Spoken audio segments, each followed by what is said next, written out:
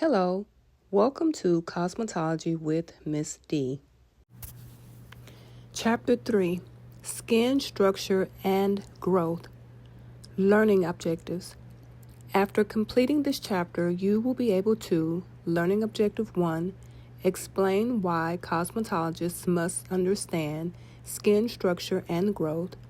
Learning Objective 2, list the skin's 3 major layers, their sublayers, and their functions.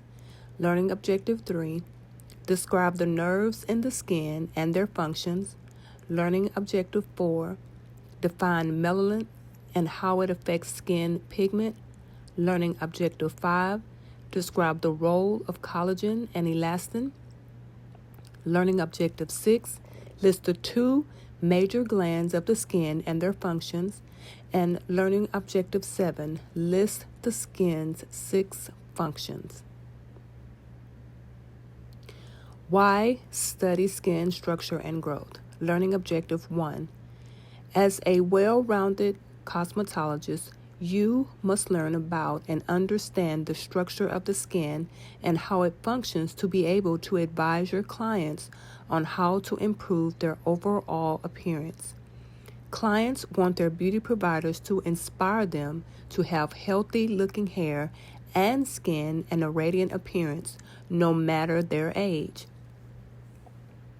Cosmetologists should have a thorough understanding of skin structure and growth because knowing the skin's underlying structure and needs is crucial to providing excellent skin care for clients. Understanding advances in technology, ingredients, and delivery systems will ensure that you can offer state-of-the-art advice to your clients on how to protect, nourish, and preserve the health and beauty of their skin. Cosmetologists cannot diagnose, prescribe medications for, or provide any treatment for irregular skin conditions, illnesses, or diseases.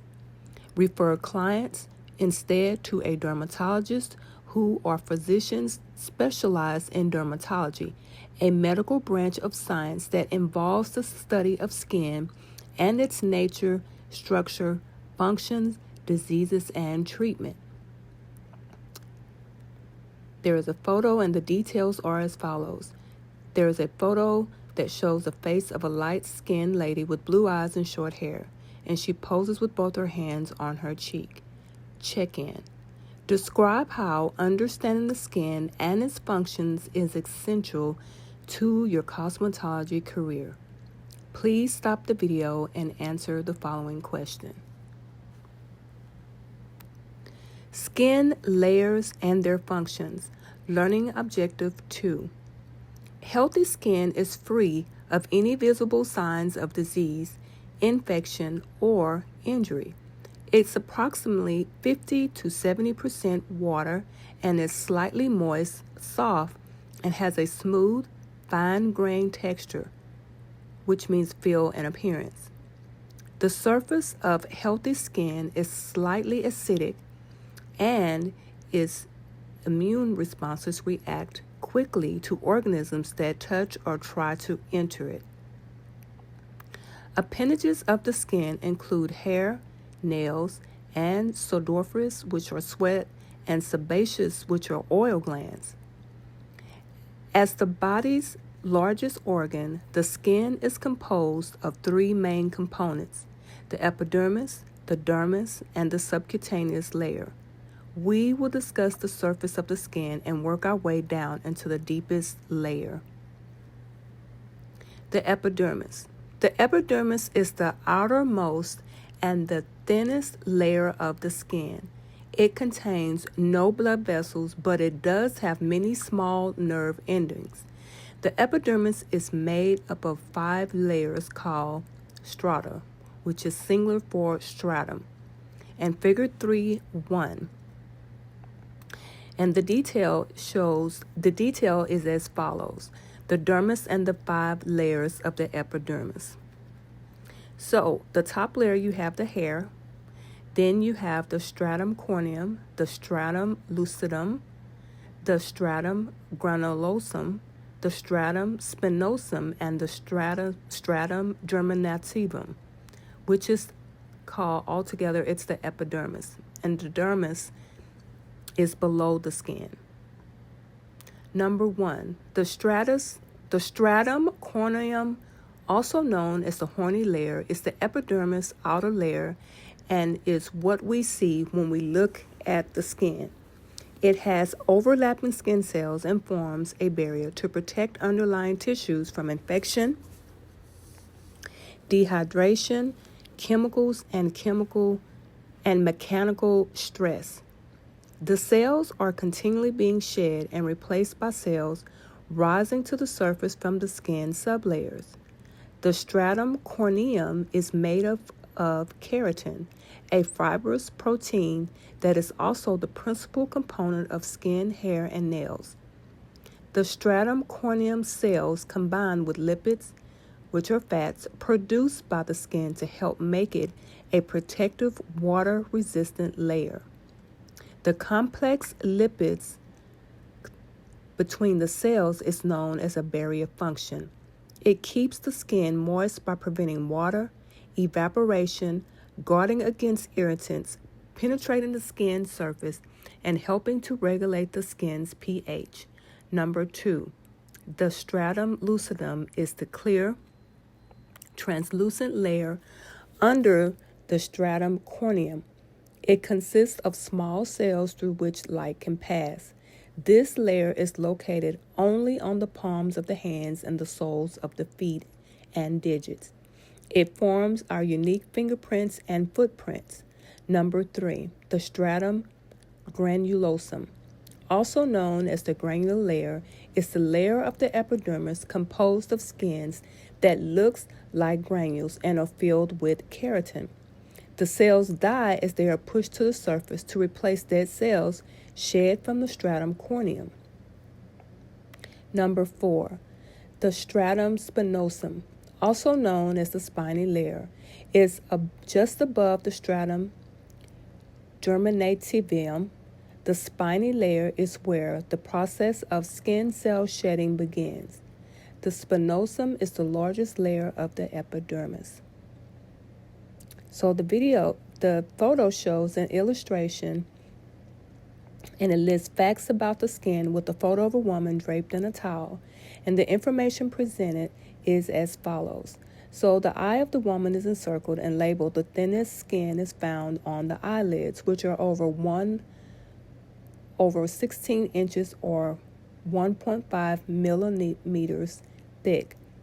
The description of the skin on the left hand side of the figure reads, skin averages an area of about 22 square feet, 2 square meters, or 3,000 square inches. Skin accounts for about 15% of the body weight. The skin has 3 layers. The first layer is the epidermis, which is waterproof. The second layer is the dermis, which has hair and sweat and glands. And the third layer is the subcutaneous, which has fat and large blood vessels. The skin on the feet is encircled and labeled. Skin is the thickest on the palm of the hands and the soles of the feet, which is about 1.5 inches or 4 millimeters. The following data are described on the right-hand side of the illustration. The skin of an average adult weighs about 6 to 9 pounds, which is about 2.7 to 4 kilograms, depending on the size of the research. Everyone has the same number of melanocytes and the cells that produce skin color. Some people's cells produce more melanin than others. Every minute, the body sheds about 30,000 dead cells. The skin on fingers and stomach are encircled and labeled. Every inch of skin has stretchiness and strength factor based on location. The skin of the knuckles is very different to the skin of the belly. An arrow corresponds to the text that reads, the epidermis is much thinner than the dermis. The skin on the leg is encircled and labeled scar tissue that lacks hair and sweat glands. Number 3, the stratum germinativum, more commonly called the basal cell layer, is the epidermis' deepest layer. This is the living layer where everything starts or germinates. This layer produces new epidermal skin cells and is responsible for the growth of the dermis. It is composed of several layers of differently shaped cells. The basal layer also contains special cells called melanocytes, which produce skin pigment called melanin. Melanin protects the sensitive cells in the dermis, located below the epidermis, from the destructive effects of excessive ultraviolet UV light from the sun and ultraviolet lamps. Melanin is discussed in greater detail later in this chapter. The dermis. The dermis, also known as the derma, corium cutis, or true skin, is the skin's underlying or inner layer. The dermis extends to form the subcutaneous tissue. The highly sensitive dermis layer of connective tissue is about 25 times thicker than the epidermis.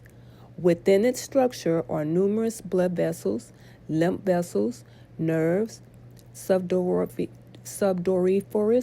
sweat glands, sebaceous oil glands, and hair follicles, as well as erector pili muscles. The dermis comprises two layers, the papillary layer, which is a superficial layer, and the reticular layer, which is a deeper layer. Number 1. The papillary layer is the dermis's outer layer, directly beneath the epidermis. Here you will find the dermal papillae, which is singular for dermal papilla, which are membranes of ridges and grooves that attach to the epidermis.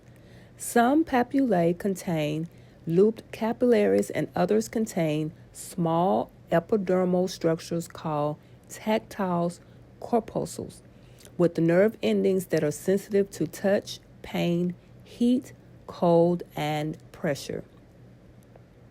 Note that the papillae in the hair follicle are all called hair papillae and are small, cone-shaped structures at the bottom of hair follicles. The top of the papillary layer, where it joins the epidermis, is called the dermal epidural junction. The dermal epidermal junction connects the dermis to the epidermis. Number 2. The reticular layer is the deepest part of the dermis that supplies the skin with oxygen and nutrients. It contains the following structures within its network: blood vessels, lymph vessels, sebaceous oil glands, sudoriferous sweat glands, hair follicles, erector pili muscles, and nerve endings. Did you know? Erector pili muscles are the small, involuntary muscles that attach diagonally to the side of a hair's follicle base and causes goose flesh or goosebumps, as many people call them, and papillae. Subcutaneous tissue. The subcutaneous tissue, also known as adipose tissue or subcutaneous tissue. It's fatty tissue below the dermis.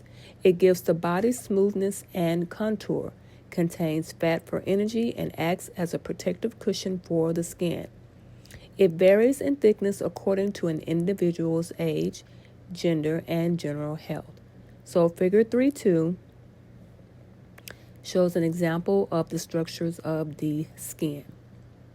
So I'm going to kind of blow that up a little bit so that you can see it. You may want to screenshot it and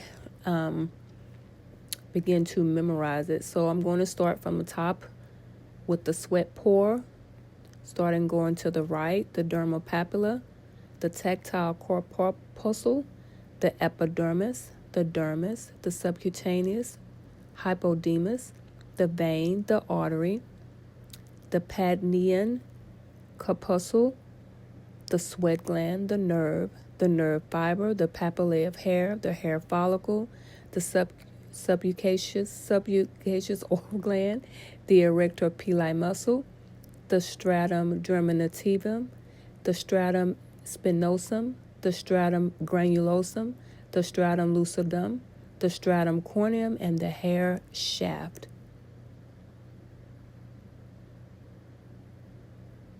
Check in.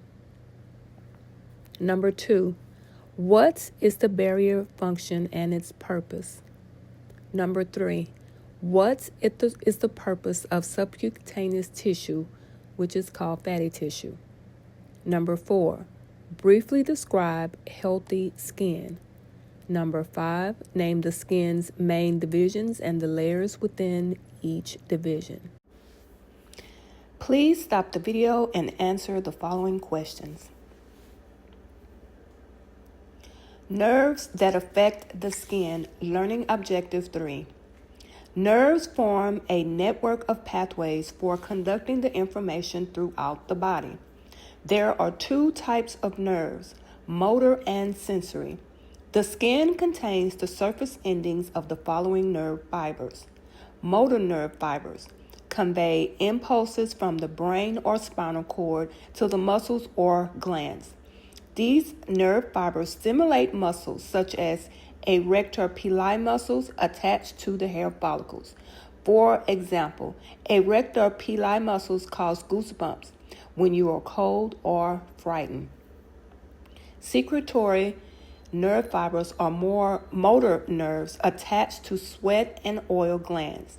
They regulate excretion from the sweat glands and control sebum output to the skin's surface. Sensory nerve fibers send messages to the central nervous system and brain to react to heat, cold, touch, pressure, and pain. Did you know? Touch is one of the first senses the human body develops. Check in. Number 6. Which nerves carry impulses from the brain to the muscles? Number 7. List the 2 major nerves of the skin. Please stop the video and answer the questions. Skin pigments. Learning objective 4. Skin color, whether fair, medium, or dark, depends primarily on melanin, the tiny grains of pigment, coloring matter produced by melanocytes and then deposited into cells in the stratum germinativum layer of the epidermis and the papillary layers of the dermis. Every person has the same number of melanocytes or pigment-producing cells. Some people's cells produce more melanin than others. The size, number, and makeup of the pigment granules produce the depth and tone of an individual's skin, hair, and eye color. Both internal and external factors affect melanin activation and production.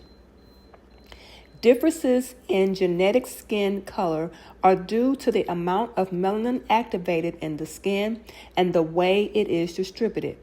Individuals with darker skin and melanin have more activity in their melanocytes. This is an example of an internal factor. And an external factor influencing melanin production is sun exposure. Melanin is the pigment that protects us from the sun. Melanin production is stimulated by the exposure to sunlight and protect the cells by absorbing and blocking UV radiation. Melanin does not provide enough protection to prevent skin damage. Daily use of broad-spectrum sunscreen with a sun protection factor, which is called an SPF, of 15 or higher can help the melanin protect the skin from burning, skin cancer, and premature aging. Figure 3.3. Broad spectrum means that the sunscreen has been shown to protect against UVA and UVB radiation from the skin. So, we see figure 3.3, and it's called the mechanism of tanning. So the details in this photo are as follows. The melanocytes in the epidermis producing melanin. The body protects 2 types of melanin. Pheomelanin, which is red to yellow, and eumelanin, melanin, which is dark brown to black. People who have pheomelanin dominance tend to have a rosy skin with red or neutral hair tones. People with eumelanin dominance likely have cooler hair and skin tones. It is very common to have a mix of both pigment granules, which tends to produce golden skin and hair tones. Check-in. Number 8. List and describe the two types of melanin. Number 9. What does broad spectrum sunscreen protect the skin from? Please stop the video and answer the questions.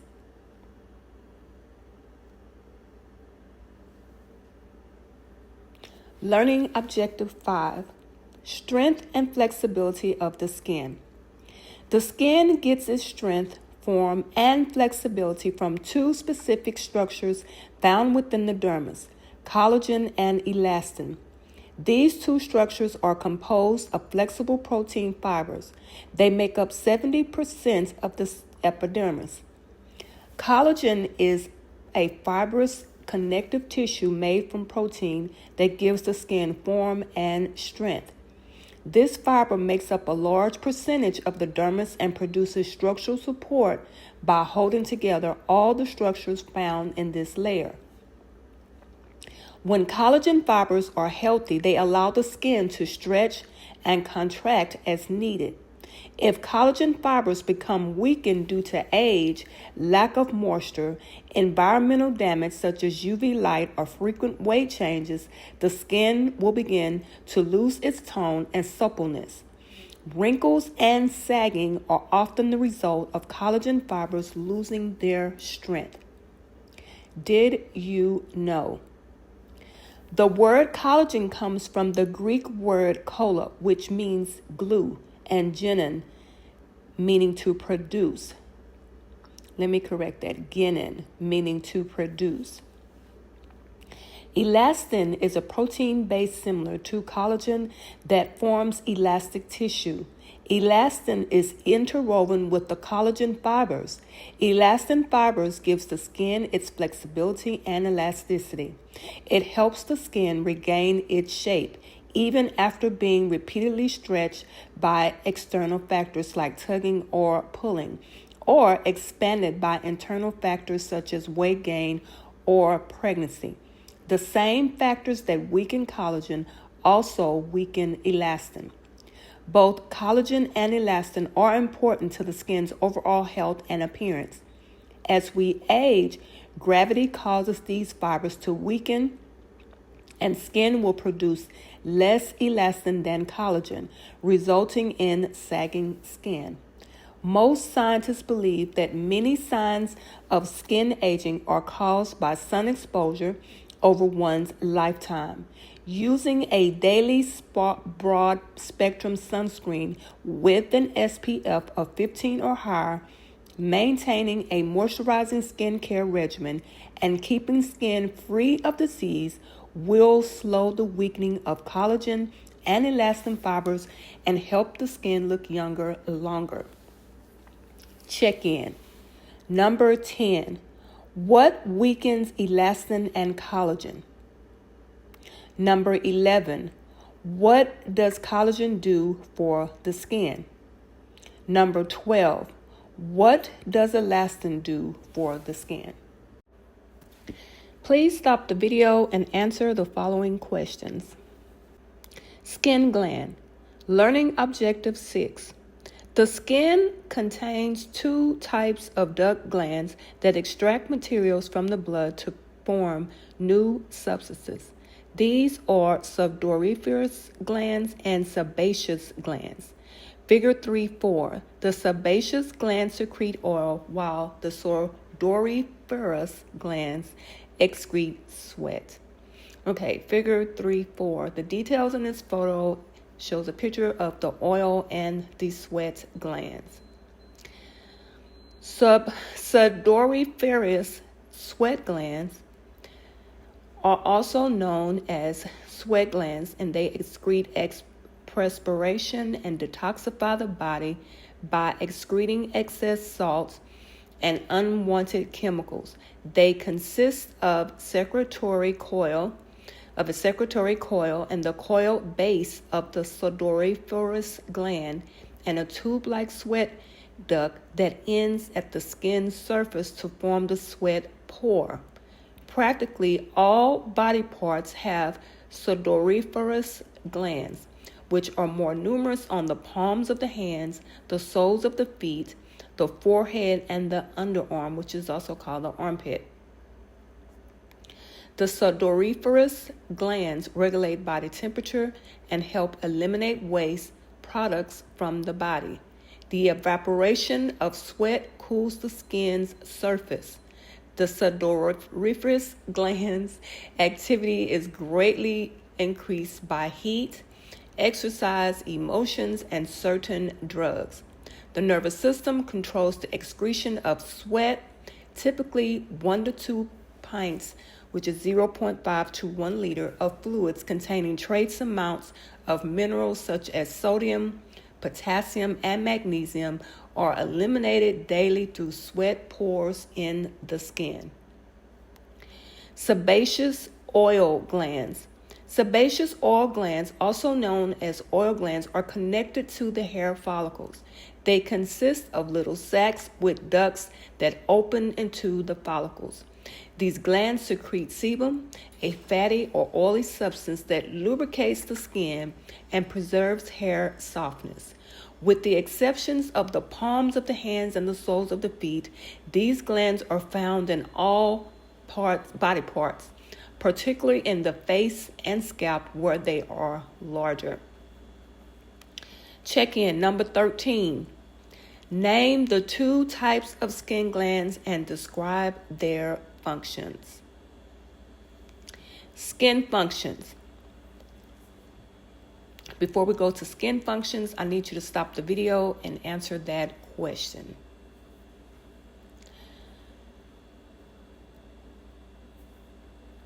Skin functions, learning objective 7. The skin's 6 principal functions are protection, sensation, heat regulation, excretion, secretion, and absorption. Number 1, protection. The skin has many defense mechanisms to protect the body from injury and bacterial invasion. Sebum on the epidermis protects from external factors such as bacteria invasion. The acid mantle is a protective barrier made up of sebum, lipids, sweat, and water. These components form a hydrolipidic film to protect the skin from drying out and from exposure to external factors that could damage it. Hydro means water. Lipidic means oil. A hydrolipidic film provides an oil and water balance on the skin's surface. The acid mantle has an average pH of 5.5. The skin's pH protects the body from pathogens. This outermost layer is resistant to wide variations in temperature and minor injuries, chemically active substances, and many forms of bacteria. Number 2, sensation. The skin responds to heat, cold, touch, pressure, and pain. And when the nerve endings are stimulated, a message is sent to the brain. You responding by saying, ouch, if you feel pain, scratching if you have an itch, or pulling away if you touch something hot. So we see figure 3.5. And I'm not going to read all of that to you, but you can zoom in on your screen so that you can see all of the sensory nerve endings in the photos. Did you know? Sensation and tolerance to hot and cold can vary from client to client. And so, for example, individuals with sensory processing disorder may shriek in pain from contact with water that feels warm to others. The reaction could be to temperature or water pressure. Always check the client's water temperature and pressure comfort. Number 3, heat regulation. A healthy body maintains an internal temperature of about 98.6 degrees Fahrenheit, which is 37 degrees Celsius. As environmental temperatures changes, the skin's blood and sudoriferous glands make necessary adjustments to help cool down the body by the evaporation of sweat. Excretion. Perspiration from the sudoriferous glands is excreted through the skin. So water lost through perspiration takes salt and other chemicals with it. So the sudoriferous glands serve to prevent the body from overheating. Secretion, number 5. The sebaceous glands secrete sebum. This oil lubricates the skin, keeping it soft and pliable. Oil also keeps the hair soft. Emotional stress and hormone imbalances can increase the flow of sebum. Number 6, absorption. The skin's outer layers can absorb some ingredients, but very few ingredients can penetrate the epidermis. So small amounts of fatty materials, such as those used in many advanced skincare formulations, may be absorbed between the cells and through the hair follicles and the sebaceous glands openings. Cosmetic products are not formulated to penetrate the epidermis. Check-in, number 14.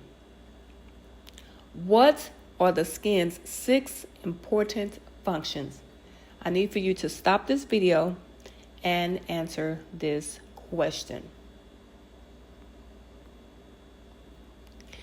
This concludes this chapter 3. First and foremost, I want to thank you for watching this all the way to the end of the video, and forgive me for the stumbling of my words.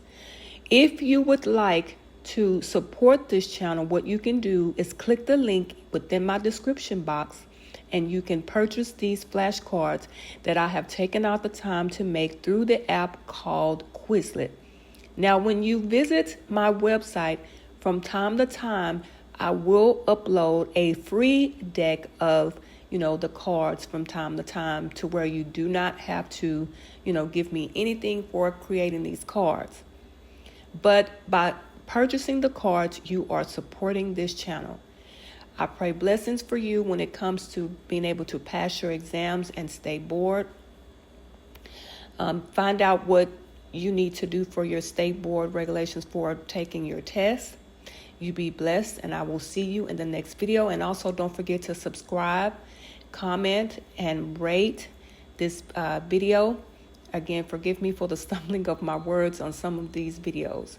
So again, thanks and have a great day. See you in the next video. Bye.